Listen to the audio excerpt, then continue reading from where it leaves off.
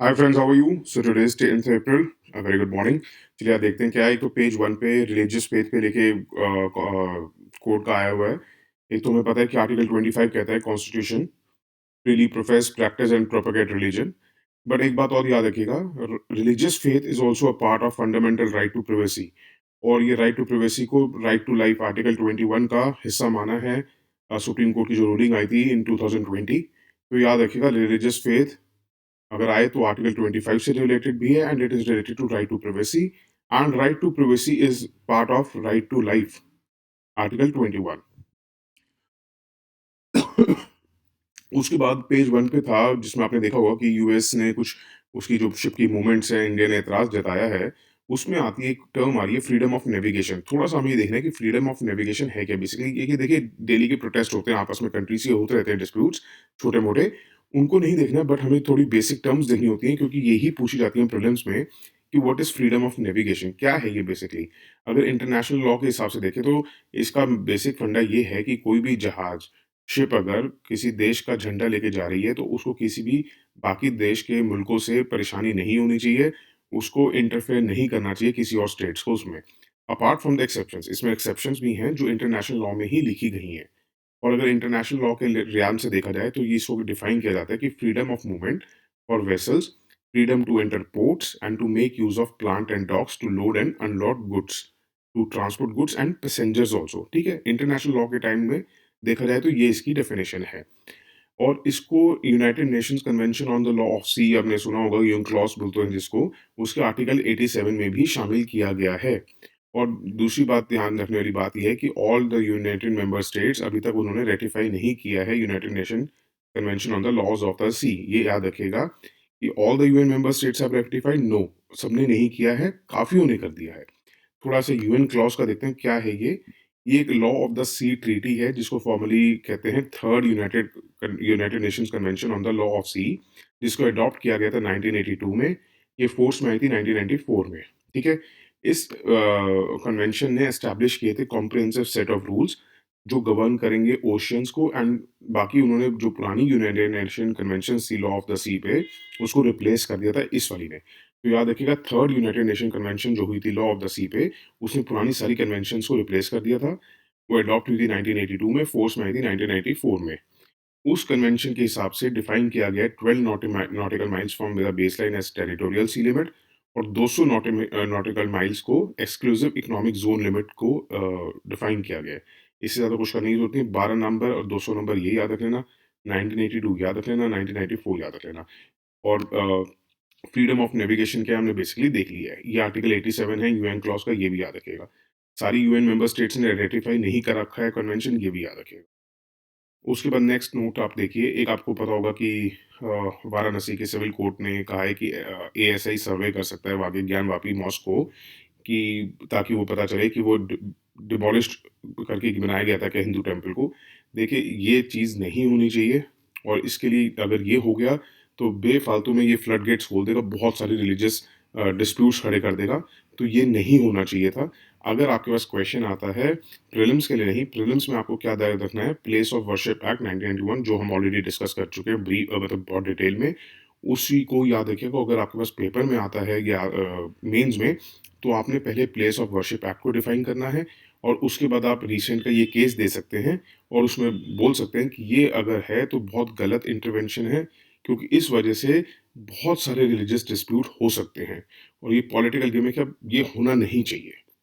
उसके बाद एक एडिटोरियल पे था जहाँ पे रशिया के वो जो आए हुए हैं उनके बारे में था सारा। हमें वहाँ जाने की जरूरत नहीं है, हमें बेसिक फैक्ट्स उठाने उसमें क्या क्या ज़रूरी है, क्योंकि ऐसा उस आर्टिकल में इतना कुछ ज़रूरी नहीं था कि मेंस पर्सपेक्टिव के लिए भी कोई फॉर्डर निकल सके। तो एक तो यूरेशियन इकोनॉमिक यूनियन, ये क्या है, एक इंटरनेशनल ऑर्गेनाइजेशन है फॉर रीजनल इकोनॉमिक इंटीग्रेशन। ये कब आई थी? 1 जनवरी 2015 में आई थी। ये प्रोवाइड क्या करती है, free movement of goods, services, capital and labour with in its borders. मतलब यूरेशियन इकोनॉमिक यूनियन का जो बॉर्डर है उसके अंदर ये फ्रीली मूवमेंट होगी सब इन चीज़ों की। इसके मेंबर्स कौन कौन से हैं? Russia, Armenia, Belarus, Kazakhstan and Kyrgyzstan. ये याद रखिएगा, ये इंपॉर्टेंट है। बार्क करके याद रख सकते हैं, या जैसे आपको इच्छा हो बना सकते हैं कोड, वैसे बार्क करके बनाएंगे तो इजीली हो जाएगा। के में आप दो बार्क स्क्वायर भी कर सकते हैं ऐसे करके। और ये कॉन्सेप्ट क्या है, 1994 में कजाकिस्तानी जो प्रेसिडेंट थे नूर सुल्तान नजरबाजेव, वो लेके आए थे, उन्होंने सजेस्ट किया था इस आइडिया को। बेसिकली जब आपको पता है 1991 में जब ये डिसइंटीग्रेट हो गया था रशिया, यूएसएसआर जो हुआ करता था, उस वजह से सारी इकोनॉमीज़ बड़ी डाउन आ गई थी। तो उनको तभी से ये था कि जितने भी हमारे फॉर्मर हम जो यूएसएसआर के पार्ट थे, उनका एक कम से कम अब पॉलिटिकली हम इकट्ठे नहीं हो सकते, तो इकोनॉमिकली इकट्ठे हो जाएँ। तो बट वो 2015 में जाके प्रोडक्टिव हुआ, तो इससे ज़्यादा कुछ करने की ज़रूरत नहीं है इसमें। उसके बाद हाँ, इनकी अपनी एक करेंसी नहीं है कॉमन करेंसी, जैसे यूरोपियन यूनियन की तो अपनी करेंसी यूरो, इनकी अपनी करेंसी नहीं है कॉमन। दूसरा उसमें मेंशन था Chennai, Vladivostok, eastern maritime corridor, ये है कि मैरीटाइम रूट होगा बिटवीन रशिया की ईस्टर्न पोर्ट सिटी है ये, इसलिए ईस्टर्न मैरीटाइम कॉरिडोर कहा गया, और हमारी चेन्नई जो है हमारी ईस्टर्न सी बोर्ड है। तो उसके बीच में सी रूट ये मतलब शिप चलेंगी, तो इसलिए इसको कहा गया Chennai, Vladivostok, eastern maritime corridor. Vladivostok जो है रशिया के ईस्ट में है, और चेन्नई जो है हमारे ईस्ट में है। बेसिकली क्या है, इंडिया आपको पता है न्यूक्लियर पावर प्लांट बना रहा है विद रशिया और कुरानकुलम में। उससे क्या होगा कि हमारे को थोड़ा सा प्रोजेक्ट में ये सी रूट खुलने से फायदा हो जाएगा। उससे ज़्यादा इसमें कुछ करने की ज़रूरत नहीं है। उसके बाद एक एडिटोरियल था, वो डिस्कस कर लेते हैं। क्या है कि बहुत ज़्यादा चल रहा है कि हम जो रेफ्यूजीज़ आ रहे हैं म्यांमार से, उनको शरण दें या नहीं दें। उसके ऊपर अगर मेंस में क्वेश्चन आता है तो कैसे आपने फ्रेम करना है। इससे ज़्यादा जितना मैंने आज बना के दिया, ये 5 पॉइंट्स लिखिएगा, बहुत है, आपको 250 वर्ड्स में, इससे ज़्यादा लिखने की ज़रूरत नहीं है। इसको अच्छी तरह याद कर लीजिए कैसे लिखना है।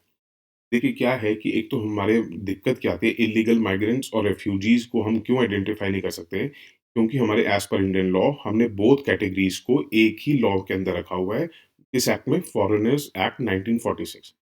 उस एब्सेंस की वजह से कि प्रॉपर लीगल फ्रेमवर्क नहीं है, it leads to policy ambiguity. और उस वजह से क्या होता है, जो रेफ्यूजीज के ऊपर पॉलिसी बनती है वो guided by primarily adhocism. Adhocism में क्या होता है फिर, जो भी गवर्नमेंट होती है सेंटर पे, वो अपने हिसाब से अपने पॉलिटिकल या जियो पॉलिटिकल रीजंस की वजह से उन रेफ्यूजीज को एडमिट कर लेती है जिनको वो चाहते हैं, और उन रेफ्यूजीज को छोड़ देती है, अवॉइड करती है जिनको वो नहीं चाहते हैं। इस वजह से एब्सेंस होने की वजह से पॉसिबिलिटी हो जाती है domestic politicisation of refugee protection. मतलब आप समझिए कि बांग्लादेश से अगर कुछ आना चाहते हैं, तो सेंट्रल गवर्नमेंट उन लोगों को रख लेगी जिससे उनको लगता है कि हमें वोट्स मिल जाएंगे, या वहाँ के पॉलिटिकल सिचुएशंस ऐसे है कि उनके सेंटिमेंट्स राइज हो जाएंगे अगर उनको हमने शरण दी तो क्योंकि प्रॉपर पॉलिसी तो है नहीं, तो एडोकिज्म चलने लग जाती है कि हमारे हिसाब से चलेगा जो चल रहा है। आप फिर उसके बाद ये लिखने के बाद आप रीसेंट एग्जांपल दीजिएगा कि रीसेंट केस आप म्यांमारीज़ रेफ्यूजीज़ का देख सकते हैं। उनको न्यू दिल्ली का कंसर्न क्या है कि अगर उन्होंने उन रेफ्यूजीज़ को शरण दी, तो जो म्यांमार के जनरल हैं, उनसे वो नाराज़ हो जाएँगे और वो ज़्यादा क्लोज़ हो जाएँगे बीजिंग के, जो हमारे इंडिया के इंटरेस्ट में नहीं होगा। ठीक है? इस वजह से ये एक बहुत बड़ा फ़ियर था, जिसने इंडिया को प्रॉम्प्ट किया कि ना एडमिट करें वहाँ के रेफ्यूजीज़। चौथा पॉइंट आप लिखेंगे कि इंडिया क्या है, चौथी पॉइंट ये है कि India is not a party to 1951 refugee convention, जो इंटरनेशनल कन्वेंशन है, और उसका जो 1967 का प्रोटोकॉल है। देखिए कुछ आप बेसिक्स लिखते हैं ना, फैक्ट्स लिखते हैं, एग्जाम्पल देते हैं इंटरनेशनल लॉ के, तो बहुत अच्छा इम्पैक्ट पड़ता है आंसर पे, तो ये जरूर लिखिएगा। ये दोनों के दोनों एक लीगल डॉक्यूमेंट्स हैं फॉर रेफ्यूजी प्रोटेक्शन।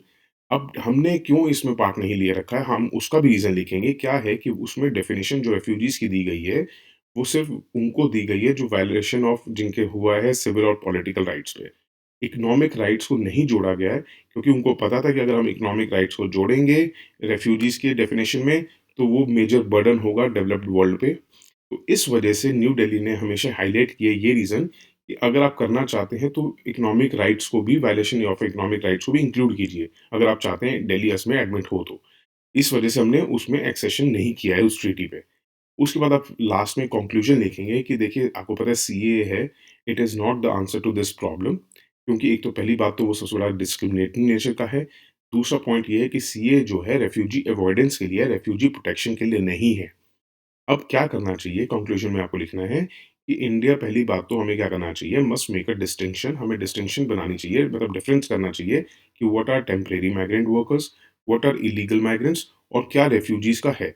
और उन तीनों के साथ डील करने के लिए हमें प्रॉपर लीगल और इंस्टीट्यूशनल मैकेनिज्म लेके आना चाहिए। इससे ज़्यादा लिखने की ज़रूरत नहीं है। जितना मैंने बताया, अगर क्वेश्चन घुमा फिरा के किसी भी बात पे भी रेफ्यूजीज़ के ऊपर आता है, ये चिपका दीजिएगा। आपको मैं गारंटी देता हूँ, मोर देन क्या, आपको one of the best score मिलेगा। ठीक है? Thank you so much and have a good day. Bye, take care.